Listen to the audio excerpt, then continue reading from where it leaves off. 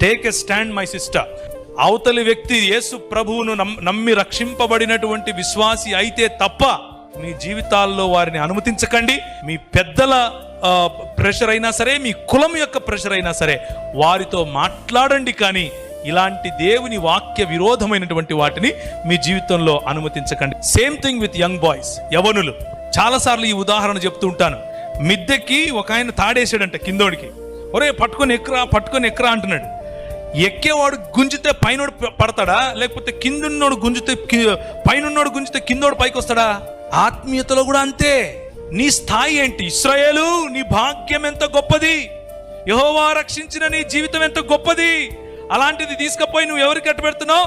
రాజైనా ఆహాబుతో వియ్యమందుతావా?